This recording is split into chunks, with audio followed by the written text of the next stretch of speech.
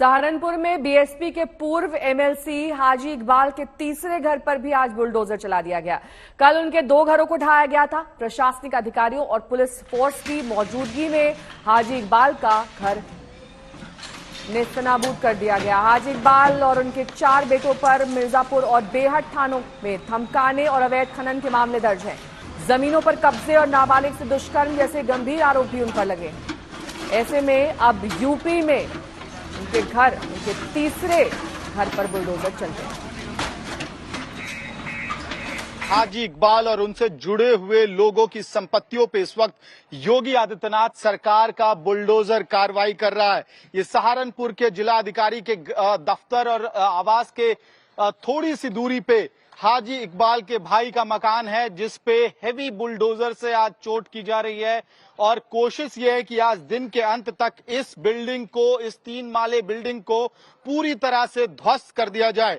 Saharanpur development authority के हिसाब से इस बिल्डिंग का नक्शा पास नहीं कराया गया था। इसके लिए मई के महीने में ही नोटिस चस्पा कर दिया गया था सहारनपुर डेवलपमेंट अथॉरिटी द्वारा, और ये इकलौता प्रॉपर्टी नहीं है जिस पे बुलडोजर चल रहा है।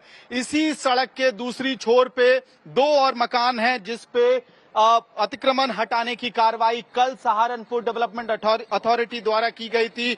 और हमें बताया गया सहारनपुर डेवलपमेंट अथॉरिटी की जो सेक्रेटरी है किंशुक श्रीवास्तव, उन्होंने आज तक से बातचीत के दौरान कहा कि इन 2 मकानों का नक्शा पास था, लेकिन इसमें इंक्रोचमेंट किया गया है, जिस इंक्रोचमेंट को डेवलपमेंट अथॉरिटी द्वारा हटाया जा रहा है। और इस वक्त ग्राउंड जीरो पे 4 जेसीबी मशीन्स काम कर रही हैं, सिर्फ इस बात को इंश्योर कराने के लिए कि जो अतिक्रमण है उसको हटाया जाए। इस वक्त आपके स्क्रीन पे देख सकते हैं आप हाजी इकबाल और उनसे जुड़े हुए लोगों की संपत्तियों पे किस तरह से योगी आदित्यनाथ सरकार का बुलडोजर चल रहा है।